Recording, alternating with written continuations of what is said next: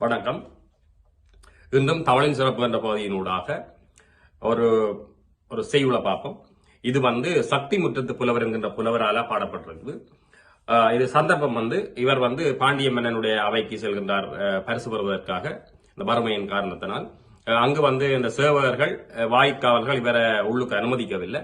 அந்த நேரத்தில் இருட்டுது, மழை வெள்ளம், சரியான ஒரு அசாதாரண காலநிலையா இருக்கின்ற நேரத்தில் இவர் தன்னுடைய மனைவிக்கு இந்த செய்தியை சொல்ல வேண்டும் என்று சிந்தித்துக் கொண்டிருக்கின்ற வேளையில 2 நாரைகள் அவருடைய ஊரை நோக்கி போகின்றது. அந்த நேரத்தில் அந்த நாரைகளை விழித்து இந்த பாடல் பாடப்பட்டதாகவும், இந்த செய்தியை நாரைகள் தன்னுடைய மனைவிக்கு போய் சொல்லும் என்ற ஒரு தூதுவிடல் பாணியிலும் அல்லது ஒரு நப்பாசையாக அவர் அந்த நாரைகள் இந்த செய்தியை தன்னுடைய மனைவியிடம் கொண்டு செல்லும் என்கின்ற நோக்கோடு இந்த பாடல் பாடப்பட்டதாக சொல்லப்படுகின்றது. நாரைகளை விழிக்கின்றார். அப்படின்னு சொன்னால், நாராய் நாராய் செங்கால் நாராய் பழம்படு பனையின் கிழங்கு பிளந்து அன்ன பவளக்கூர் செங்கால் நாராய், நீயும் நின் மனைவியும் தென் திசை குமரியாடி வடதிசைக்கு ஏகுவீராயின் எம்மூர் சக்தி முற்றத்து வாவியுட்தங்கி நனை சுவர் கூரை கனைகுரற்பள்ளி பாடு பார்த்திருக்கும் என் மனையாளைக் கண்டு எங்கோன் மாறன் வலதி கூடலில் ஆடை இன்றி வாடையில் மெலிந்து கையது கொண்டு மெய்யது பொத்தி காலது கொண்டு மேலது தழுகி பேழையுள் இருக்கும் பாம்பென உயிர்க்கும் ஏழையாளனை கண்டனுமெனுமே. அதை இவ்வாறு இந்த பாடலை பாடுகின்றார். இந்த பாடலை கேட்ட அரசன் அந்த சக்தி முற்ற புலவரை அழைத்து பரிசு வழங்கப்பட்டதாக இந்த கதை தொடர்கின்றது. ஆனால் இந்த பாடலுடைய பொருள் எப்படி என்று சொன்னால், அந்த நாரைகளை இவர்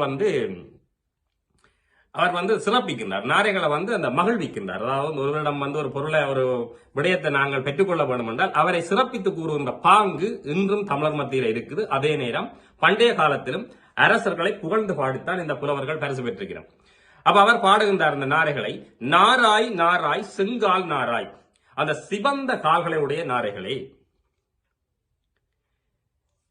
பழம்படு பனையின் கிழங்கு பிளந்து அன்ன பவளக்கூர்வாய் செங்கால் நாராய், அதாவது பழம்படு அந்த பனம் பழத்திலிருந்து விழுந்த விதைகளில் இருந்து உருவாகிய அந்த பனங்கிழங்கை பிளந்தாற் போல இருக்கின்ற, அதாவது சொண்டுகளை, அந்த அலகுகளை உடைய நாரைகளே, பழம்படு பனையின் கிழங்கு பிளந்து அன்ன பவளக்கூர்வாய், பவளம் போன்ற அந்த கூர்மையான அலகுகளை உடைய நாரைகளே, செங்கால் நாராய், நீயும் நின் மனைவி. அப்ப 2 நாரைகள் பறந்து கொண்டு போய்க்கல அதாவது அந்த கணவன் மனைவிக்கு தான் தெரியும், இன்னொரு கணவன் மனைவி படுகின்ற வேதனைகள் துன்பங்கள் தெரியும் என்ற ஒரு நோக்கோடு அவர் சொல்றாரு சொன்னால், நீயும் நின் மனைவியும் தென் திசை குமரியாடி, தென் திசையிலே உள்ள குமரி முனையிலே நீங்கள் நீராடி தென் திசை குமரியாடி வடதிசைக்கு ஏகுவீர்களாயின் எம்மூர் சக்தி முற்றது. அப்ப நீங்கள் வடபகுதியை நோக்கி செல்வீர்களாக இருந்தால் நீங்கள் போகின்ற பாதையில் தான் என்கிற சக்தி முற்றம் என்கின்ற ஊர் இருக்குது. எம்மூர் சக்தி முற்ற வாவியுட் தங்கி, அங்கே தங்கி அத தன்னுடைய மனைவி இருக்கின்ற அந்த அடையாளத்தை சொல்கின்றார். நனை சுவர் கூரை கனைகுரற்பள்ளி.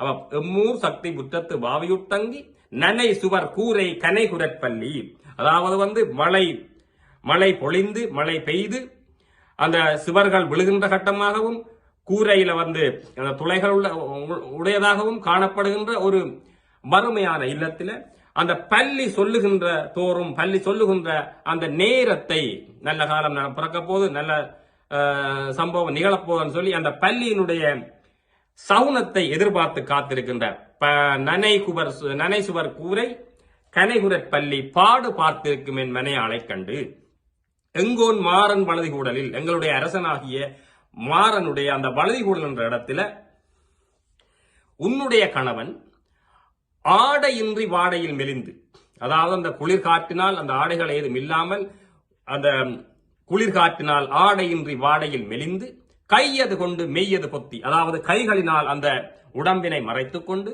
காலது கொண்டு மேலது தழுவி அவர் நிலத்திலே குந்தியபடி இருந்து பேழையில் இருக்கும் பாம்பென உயிர்க்கும் அந்த குளிர்காற்றினால வாடி துன்பப்பட்டு அந்த குளிரிலே முடங்கி அவர் ஆடையின்றி வாடையில் மெலிந்து கையது கொண்டு மெய்யது பொத்தி காலது கொண்டு மேலது தழுகி பேழையுள் இருக்கும் பாம்பென உயிர்க்கும் ஏழையாளனை கண்டனமெனுமே. அதாவது ஒரு பெட்டிக்குள்ள இருக்கிற பாம்பு போல மிகவும் அந்த உடலை சுருக்கி கொண்டு இந்த துன்பத்தோட இந்த பாண்டிய மன்னன் இடத்துல இருக்கிறேன் என்று நீ என்னுடைய மனைவியிடம் சென்று கூறுங்கள் என்று இந்த சக்தி முற்றத்து புலவர் வந்து என்ன செய்யறான்னு சொன்னால் நாரைகளை நோக்கி பாடுவதாக இந்த பாடல் அமைகின்றது. மீண்டும் ஒரு முறை இந்த பாடலை பார்ப்போம். நாராய் நாராய் செங்கால் நாராய், பழம்படு பனையின் கிழங்கு பிளந்து அன்ன பவளக்கூர்வாய் செங்கால் நாராய், நீயும் நின் மனைவியும் தென்திசை குமரியாடி வடதிசைக்கு ஏகுவீராயின், எம்மூர் சக்தி முற்றத்து வாவியுட் தங்கி நனை சுவர் கூரை கனை குரற் பள்ளி பாடு பார்த்திருக்கும் என் மனையாளைக் கண்டு எங்கோன் மாறன் வலதி கூடலில் ஆடை இன்றி வாடையில் மெலிந்து கையது கொண்டு மெய்யது பொத்தி காலது கொண்டு மேலது தழுவி பேழையுள் இருக்கும் பாம்பன உயிர்க்கும் ஏழையாளனை கண்டனமெனுமே. நன்றி. மீண்டும் ஒரு பாடலை சந்திப்போம்.